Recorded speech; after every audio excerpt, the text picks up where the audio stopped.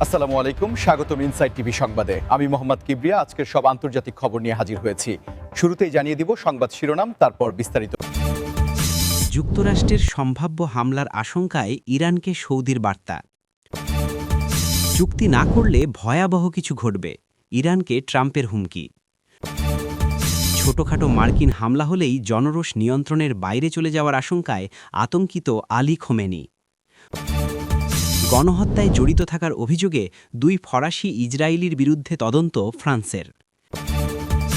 পূর্ব জেরুজালেমে 3000 নতুন বসতি নির্মাণ করছে ইসরায়েল। আসসালামু আলাইকুম, স্বাগতম জানাচ্ছি ইনসাইড টিভি সংবাদে। আমি মোহাম্মদ কিবরিয়া। এতক্ষণ শুনছিলেন সংবাদ শিরোনাম, এবার বিস্তারিত। ইরানের মধ্যকার সম্পর্ক এখন এক নতুন মোড় নিয়েছে, যা বিশ্বজুড়ে আলোচনার কেন্দ্রবিন্দুতে পরিণত হয়েছে। সাম্প্রতিক সময়ে যুক্তরাষ্ট্রের পক্ষ থেকে ইরানের উপর বড় ধরনের সামরিক হামলার একটি জোরালো আশঙ্কা তৈরি হয়েছে এবং এই পরিস্থিতির গুরুত্ব উপলব্ধি করে সৌদি আরব অত্যন্ত সতর্কতার সাথে ইরানকে একটি বিশেষ বার্তা পাঠিয়েছে বলে বিভিন্ন আন্তর্জাতিক গণমাধ্যমে খবর প্রকাশিত হচ্ছে। আপনারা হয়তো লক্ষ্য করেছেন যে গত কয়েক বছর ধরে রিয়াদ এবং তেহরানের মধ্যে এক ধরনের শীতল সম্পর্ক থাকলেও চীনের মধ্যস্থতায় তাদের মধ্যে এক নতুন কূটনৈতিক অধ্যায় শুরু হয়েছিল। কিন্তু বর্তমান পরিস্থিতিতে সেই সম্পর্ক পুনরায় পরীক্ষার মুখে পড়েছে। সৌদি আরবের পক্ষ থেকে ইরানকে দেওয়া বার্তায় মূলত আঞ্চলিক স্থিতিশীলতা বজায় রাখার উপর জোর দেওয়া হয়েছে এবং বলা হয়েছে যে এই অঞ্চলে নতুন কোনো সংঘাত বা বড় কোনো সামরিক অভিযান কারোর জন্যই ভালো কিছু বয়ে আনবে না। সৌদি আরব পরিষ্কার করতে চেয়েছে যে তারা চায় না এই সংঘাতের প্রভাবে তাদের দেশের তেল ক্ষেত্রগুলো বা অর্থনৈতিক স্থাপনাগুলো কোনোভাবে ক্ষতিগ্রস্ত হোক কিংবা তাদের আকাশসীমা কোনো সামরিক উদ্দেশ্যে ব্যবহৃত হোক। এই বার্তা দেওয়ার মূল কারণ হল মধ্যপ্রাচ্যে শান্তি রক্ষা করা, কারণ যে কোনো ধরনের অস্থিতিশীলতা বিশ্ব অর্থনীতিতে বড় ধরনের বিপর্যয় ডেকে আনতে পারে এবং সৌদি আরবের ভিশন 2030 বাস্তবায়নে বাধা হয়ে দাঁড়াতে পারে। আপনারা যারা নিয়মিত বিশ্ব সংবাদ অনুসরণ করেন তারা জানেন যে সৌদি আরব এখন নিজেদের ইমেজকে একটি উন্নয়নশীল এবং শান্তিপ্রিয় দেশ হিসেবে তুলে ধরতে চাইছে, আর তাই ইরানের সাথে সরাসরি যুদ্ধে জড়ানো বা যুদ্ধের অংশ হওয়া তাদের কৌশলের বাইরে। এই আলোচনার প্রেক্ষিতে আপনারাও হয়তো ভাবছেন যে ইরানের সাথে সৌদি আরবের এই যোগাযোগ শেষ পর্যন্ত এই অঞ্চলের উত্তেজনা কতটা কমাতে পারবে। আপনাদের মতামত অবশ্যই কমেন্টে জানাবেন এবং ভিডিওটি লাইক দিয়ে আমাদের সাথে যুক্ত থাকবেন। আসলে সৌদি আরবের এই উদ্যোগটি অত্যন্ত সময় উপযোগী, কারণ ইরানও বর্তমানে এক ধরনের চাপে রয়েছে এবং তারা যদি মনে করে যে প্রতিবেশী দেশগুলো তাদের পাশে নেই, তবে পরিস্থিতির আরও অবনতি হতে পারে। বিশেষজ্ঞদের মতে সৌদি আরবের এই বার্তায় এক ধরনের নিরপেক্ষ অবস্থানের প্রতিফলন ঘটেছে, যেখানে তারা যুক্তরাষ্ট্র এবং ইরান উভয় পক্ষকেই শান্ত থাকার পরোক্ষ আহ্বান জানাচ্ছে। এই পুরো পরিস্থিতি নিয়ে আপনাদের যদি কোনো বিশেষ বিশ্লেষণ থাকে তবে সেটি আমাদের সাথে শেয়ার করতে পারেন, কারণ আপনাদের সাবস্ক্রিপশন এবং কমেন্ট আমাদের এই ধরনের তথ্যবহুল সংবাদ নিয়ে আসতে উৎসাহিত করে। সৌদি আরবের এই কূটনীতি শেষ পর্যন্ত বিশ্ববাজারে তেলের দাম এবং আঞ্চলিক নিরাপত্তার উপর কেমন প্রভাব ফেলে তা দেখার জন্য পুরো বিশ্বের নজর এখন রিয়াদের দিকে। ডোনাল্ড ট্রাম্প আবারও তার সেই চিরচেনা আগ্রাসী মেজাজে ফিরে এসেছেন এবং এবার তার সরাসরি লক্ষ্যবস্তু হচ্ছে ইরান। ট্রাম্প সরাসরি হুমকি দিয়ে বলেছেন যে ইরান যদি দ্রুত কোনো চুক্তিতে না পৌঁছায় তবে তাদের জন্য ভয়াবহ কিছু ঘটবে, যা ইরান এর আগে কখনো দেখেনি। আপনারা যারা ট্রাম্পের আগের শাসনকাল লক্ষ্য করেছেন তারা জানেন যে তিনি বরাবরই ইরানের সাথে পরমাণু চুক্তির বিরোধী ছিলেন এবং এবার ক্ষমতায় আসার সম্ভাবনার পথেই তিনি ইরানকে কড়া হুঁশিয়ারি দিয়ে রাখলেন। ট্রাম্পের এই হুমকির পর আন্তর্জাতিক রাজনীতিতে এক ধরনের অস্থিরতা কাজ করছে, কারণ তার এই ভয়াবহ কিছু শব্দের আড়ালে বড় কোনো অর্থনৈতিক অবরোধ বা সুনির্দিষ্ট সামরিক পদক্ষেপের ইঙ্গিত থাকতে পারে বলে ধারণা করা হচ্ছে। ট্রাম্প মনে করেন যে ইরানের বর্তমান নেতৃত্বকে চাপে ফেলতে না পারলে তারা কখনোই যুক্তরাষ্ট্রের শর্ত অনুযায়ী নতুন কোনো চুক্তিতে সই করবে না এবং এই কঠোর অবস্থানই ইরানকে আলোচনার টেবিলে বাধ্য করবে বলে তিনি বিশ্বাস করেন। এই সংবাদটি শোনার পর আমাদের মনে হতে পারে যে বিশ্ব রাজনীতিতে আবারও বড় ধরনের অস্থিরতার মেঘ জমছে এবং ট্রাম্পের এই উক্তি শুধু কথার কথা নয়, বরং এটি তার আগামীর পররাষ্ট্রনীতির একটি স্পষ্ট প্রতিফলন। দর্শক, আপনারা যারা আমাদের ভিডিও নিয়মিত দেখেন তারা নিশ্চয়ই বুঝছেন যে ট্রাম্পের এই কৌশলের ফলে বিশ্ববাজারে সোনার দাম এবং ডলারের মানে বড় ধরনের পরিবর্তন আসতে পারে, কারণ মধ্যপ্রাচ্যে অস্থিরতা বাড়লে তার প্রভাব সব জায়গাতেই পড়ে। আপনারা যদি এ ধরনের দ্রুত পরিবর্তনশীল খবরের আপডেট পেতে চান, তবে আমাদের চ্যানেলটি সাবস্ক্রাইব করে বেল আইকনটি চেপে রাখুন, যাতে কোনো গুরুত্বপূর্ণ তথ্য মিস না হয়ে যায়। ট্রাম্পের এই হুমকির প্রতিক্রিয়ায় ইরান এখনও পর্যন্ত আনুষ্ঠানিকভাবে বড় কোনো মন্তব্য না করলেও তারা তাদের সামরিক সক্ষমতা বৃদ্ধির বিষয়ে সজাগ রয়েছে বলে জানা যাচ্ছে। ডোনাল্ড ট্রাম্পের এই প্রেশার ট্যাকটিক্স শেষ পর্যন্ত ইরানকে নমনীয় করবে নাকি তাদের আরও জেদি করে তুলবে, সেটিই এখন বড় প্রশ্ন।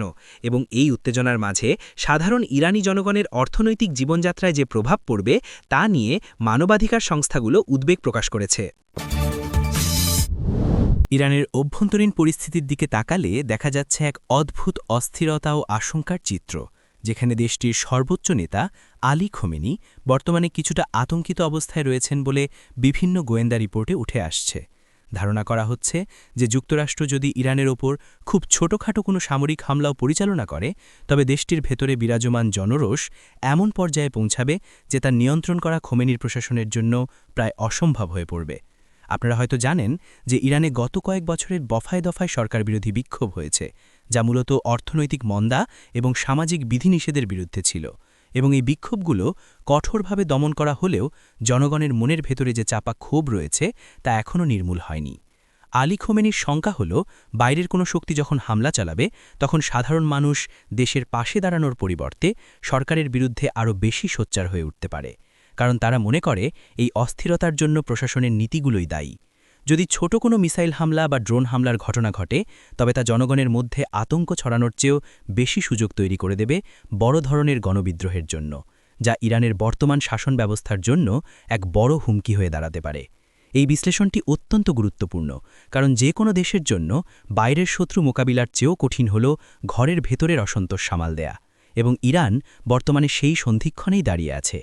আমাদের দর্শকদের অনুরোধ করব এই বিষয়ে আপনাদের নিজস্ব মতামত জানাতে, কারণ ইরানের সমাজ এবং রাজনীতি নিয়ে আপনাদের দৃষ্টিভঙ্গি আমাদের আলোচনার গভীরতা বাড়ায়। আসলে একটি দেশের নিরাপত্তা কেবল সামরিক শক্তির ওপর নির্ভর করে না, বরং জনগণের সমর্থনের ওপরও নির্ভর করে, যা বর্তমানে খোমেনি প্রশাসনের জন্য বড় চ্যালেঞ্জ হয়ে দাঁড়িয়েছে বলে বিশ্লেষকরা মনে করছেন। যদি পরিস্থিতি এমন হয় যে সাধারণ মানুষ মনে করে যে সরকারের ভুলের মাসুল তাদের দিতে হচ্ছে, তবে যে কোনো বহিঃআক্রমণ হবে সেই আগুনের স্ফুলিঙ্গ, যা পুরো ইরান জুড়ে প্রতিবাদের দাবানল জ্বালিয়ে দিতে পারে।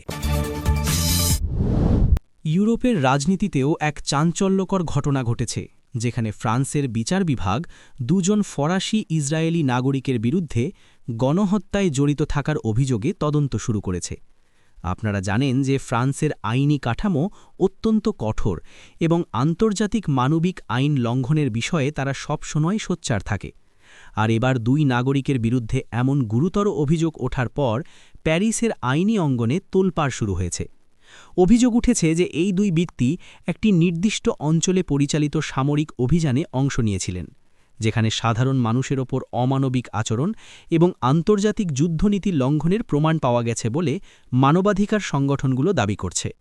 যদিও ইসরায়েল এবং ফ্রান্সের মধ্যে সুসম্পর্ক রয়েছে, তবুও আইনি প্রক্রিয়ার ক্ষেত্রে ফ্রান্সের এই কঠোর অবস্থান ইঙ্গিত দিচ্ছে যে তারা ব্যক্তিগত অপরাধের ক্ষেত্রে কোনো ছাড় দিতে নারাজ। এই তদন্তের ফলে ফ্রান্স এবং ইসরায়েলের কূটনৈতিক সম্পর্কে কিছুটা টানাপোড়েন তৈরি হতে পারে বলে মনে করা হচ্ছে, কারণ ইসরায়েল সাধারণত তাদের সামরিক বাহিনীর সাথে যুক্ত নাগরিকদের সুরক্ষায় অত্যন্ত তৎপর থাকে।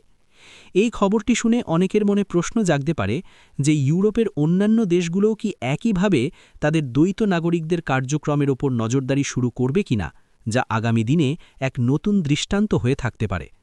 আপনারা যদি এ ধরনের আইনি এবং আন্তর্জাতিক বিচার ব্যবস্থার আপডেটগুলো নিয়মিত পেতে চান, তবে আমাদের চ্যানেলটি সাবস্ক্রাইব করে পরিবারের অংশ হয়ে যান এবং ভিডিওটি শেয়ার করে অন্যদেরও জানার সুযোগ করে দিন। ফরাসি বিচারকগণ বর্তমানে প্রমাণের ভিত্তিতে এগোচ্ছেন এবং এই দুই ব্যক্তির নির্দিষ্ট ভূমিকার ওপর ভিত্তি করেই চূড়ান্ত রায় বা পরবর্তী পদক্ষেপ নেওয়া হবে, যা বিশ্ব মানবাধিকার রক্ষার ক্ষেত্রে একটি বড় মাইল ফলক হতে পারে। এই ঘটনাটি প্রমাণ করে যে আইন সবার জন্য সমান, এবং যুদ্ধের ময়দানে কেউ যদি জেনে শুনে সাধারণ মানুষের ক্ষতি করে, তবে তার দায়বদ্ধতা নিশ্চিত করা সময়ের দাবি।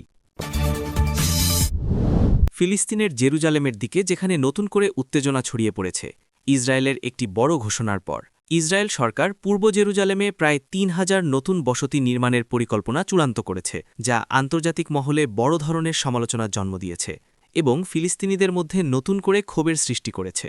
আপনারা জানেন যে পূর্ব জেরুজালেমকে ফিলিস্তিনিরা তাদের ভবিষ্যৎ স্বাধীন রাষ্ট্রের রাজধানী হিসেবে দেখে, কিন্তু সেখানে একের পর এক ইসরায়েলি বসতি নির্মাণের ফলে সেই সম্ভাবনা আরও ফিকে হয়ে যাচ্ছে বলে আন্তর্জাতিক বিশ্লেষকরা মনে করছেন। জাতিসংঘের পক্ষ থেকে বারবার এই ধরনের বসতি নির্মাণকে অবৈধ ঘোষণা করা হলেও ইসরায়েল তাদের নগর পরিকল্পনার অংশ হিসেবে এটিকে জায়েজ করার চেষ্টা করছে এবং এই নতুন ৩,০০০ ইউনিট নির্মাণের সিদ্ধান্ত এই অঞ্চলের জনতাত্ত্বিক কাঠামো বদলে দেওয়ার একটি কৌশল হিসেবে দেখা হচ্ছে। এর ফলে ওই এলাকায় বসবাসরত ফিলিস্তিনি পরিবারগুলো উচ্ছেদের ঝুঁকিতে রয়েছে এবং সেখানে নতুন করে সংঘর্ষের আশঙ্কা তৈরি হয়েছে, যা মধ্যপ্রাচ্যের শান্তি প্রক্রিয়াকে আবারও বাধাগ্রস্ত করবে। আপনারা যারা নিয়মিত আমাদের আপডেটগুলো দেখেন তারা জানেন যে জেরুজালেম ইস্যুটি কতটা সংবেদনশীল এবং এখানে যে কোনো ধরনের পরিবর্তন পুরো আরব বিশ্বেই প্রতিবাদের ঝড় তুলতে পারে। এই বসতি নির্মাণের ঘোষণাটি এমন এক সময়ে এলো যখন বিশ্বজুড়ে এই সংঘাত বন্ধের জন্য চাপ বাড়ছে, অথচ নতুন করে বসতি স্থাপনের এই উদ্যোগ সংঘাতকে আরও দীর্ঘস্থায়ী করবে বলে মনে করা হচ্ছে। দর্শক, আমাদের এই গুরুত্বপূর্ণ আপডেটটি আপনাদের কাছে কেমন লেগেছে তা জানান এবং জেরুজালেমের এই সংকট সমাধানে আপনাদের কোনো পরামর্শ থাকলে তা কমেন্টে লিখতে পারেন, কারণ প্রতিটি সুস্থ মতামতই পরিবর্তনের পথ দেখাতে পারে। ইসরায়েলের এই পদক্ষেপের বিপরীতে ফিলিস্তিনি কর্তৃপক্ষ আন্তর্জাতিক আদালতে যাওয়ার ঘোষণা দিয়েছে এবং তারা বিশ্বের শক্তিধর দেশগুলোকে এই বিষয়ে হস্তক্ষেপ করার আহ্বান জানিয়েছে। আমরা এই পরিস্থিতির ওপর কড়া নজর রাখছি এবং যে কোনো বড় ধরনের পরিবর্তন আসার সাথে সাথেই আপনাদের তা জানিয়ে দেব, তাই আমাদের সাথে যুক্ত থাকা আপনাদের জন্য জরুরি। এই বসতি নির্মাণের পরিকল্পনাটি শুধু ঘরবাড়ি তৈরি নয়, বরং এটি একটি রাজনৈতিক মানচিত্র তৈরির অংশ হিসেবে বিবেচনা করা হচ্ছে, যা আগামী প্রজন্মের জন্য এক অনিশ্চিত ভবিষ্যৎ নিয়ে আসতে পারে।